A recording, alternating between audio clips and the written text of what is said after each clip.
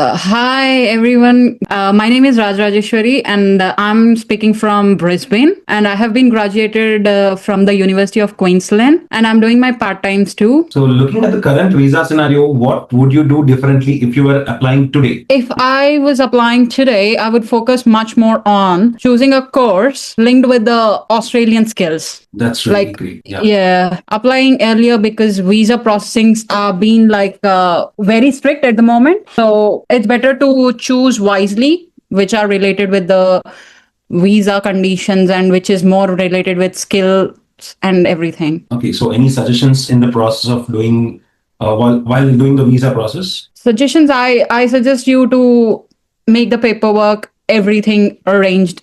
I mean, every paperwork should be perfect. Did your university brand actually help in getting internships or jobs? Yes, of course, but I don't say that it's the only main thing that would help us out. Anyways, when you are applying for a job, employers they know that you're graduated from group of 8. So it is not only the main thing that it will help you out to get into the internships or part-times or the jobs. It's just a welcome note for you to this student has been graduated from this university, so yeah, they might be selected. But once if you get the interview, they see your skills, they see your communication skills, they see your networking, and also like how many people you know. This is the main thing in Australia which works for everyone, is you need to network with everyone, even if it is your professor, even if it is your any of the person who you don't even know. You can talk to them. As Maunika said, it's a very welcoming country. You don't have to fear with anyone. You can just simply go randomly and then say hi and speak up. That's how you make up your network, and these things will definitely help you to get into internships and jobs, not just the band of the university. Okay, so as few students also have a perspective that they wanted to get graduated from a university, from a group of 8, basically. But Yeah. personally, they also have that what could be the major difference getting graduated from a group of 8 or a normal university or not a group of 8, basically. uh there are two differences. Here what matters is how you are communicating with the people, how many networks you are getting in. I mean, how many people you are knowing. That is what it matters. The main thing, everybody has the same question. As we are here also, we do have the same, does our university brand helps us to get. No, actually the thing is networking what helps you to get into the jobs.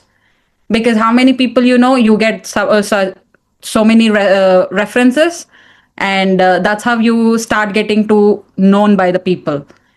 If you are known by the people, you definitely have a job here. How important are networking and LinkedIn connections in Australia? Like, how important is it? LinkedIn connections is just like how you have a Facebook, Instagram. If you have that, you would be known by the professional people, not just to the people who you are like in Facebook and LinkedIn, sorry, Instagram, how you know only to the friends and all the other circles. LinkedIn is the professional networking system where you can use it to connect with your professors, and also you can use that to connect with much more professionals. Like I used LinkedIn, and I'm doing my current research with Lee Hookie. He's a scientist, well-known scientist worldwidely. I'm doing my research under him.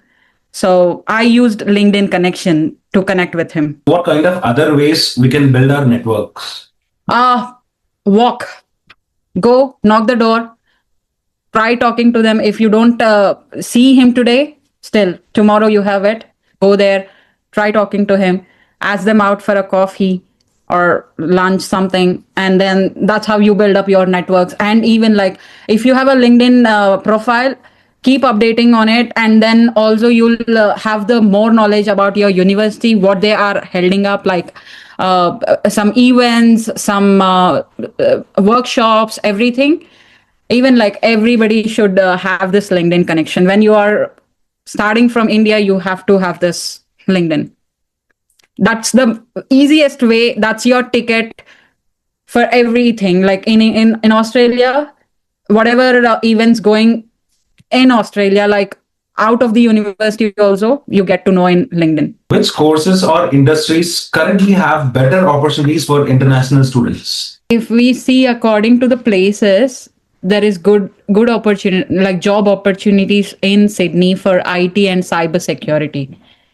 And here in Brisbane, everybody looks for nursing and healthcare and agriculture, because my university, where the place where I'm living, that is totally like regional. I mean, you can find every kind of agricultural farm. I mean, agriculture farms and agricultural companies over there. And data science and AI, this is also booming in Sydney. And construction, mining, you get lots and lots of money.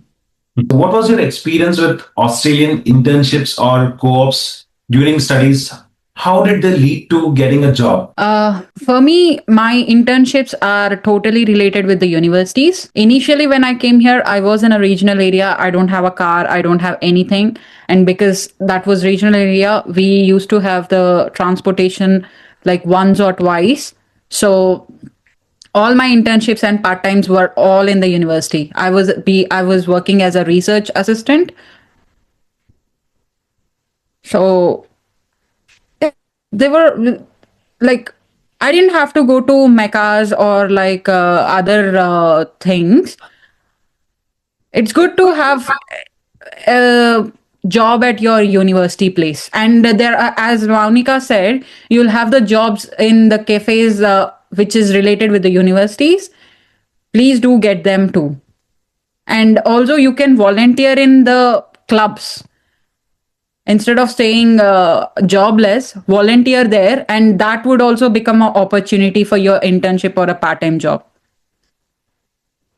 And as my at the moment, which I'm doing as a research assistant to Lihiki, this is totally based on my research before what I have done as my project work. And communications is the main thing.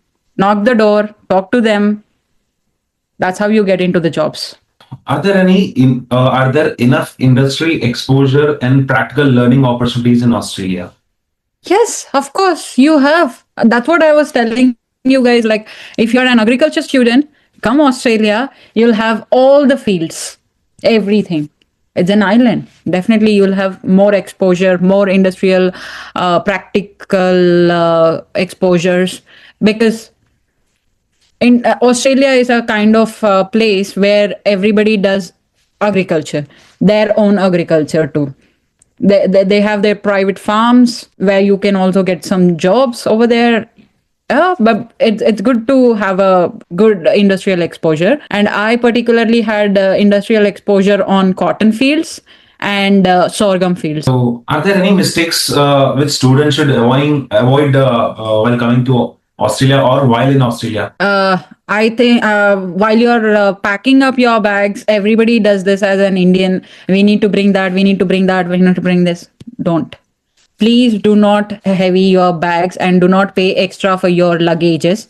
Just pay whatever you are paying for your tickets. Just come here. You'll get everything. You'll get your spices, you'll get your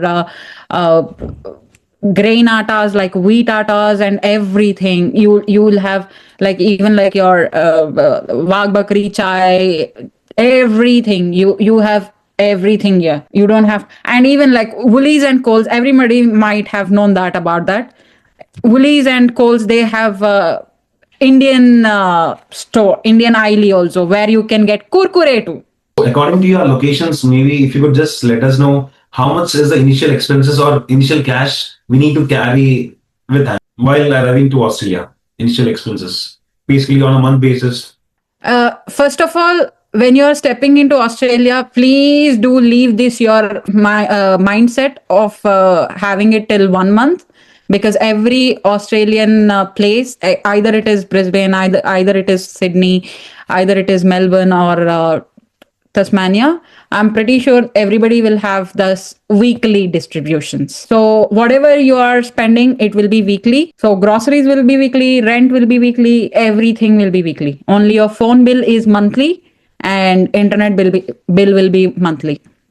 Leaving those bills, everything will be weekly. I would say it would be enough, like in hand cash. You can't even carry more too, because there is no crime rate, honestly. But if you see it, you start spending it. So, which is not good for new coming students, because now they might not know.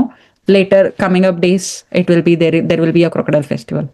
How about OSHC? Like, how useful is that? What are the advantages and disadvantages? Advantage is so much, like it's like you get it done in quick once, if you have OHSC. Any hospital, if you're in emergency situations, like some fever, some anything, like whatever the health conditions you have, you get into emergency service, you can still give your policy number, health OHSC policy number. Then they'll do it on the policy card, and then they'll give you, after your recovery, they'll give you the bill. And you can even, like, either if you pay it or pay from your pockets or paying from their pockets, everything works.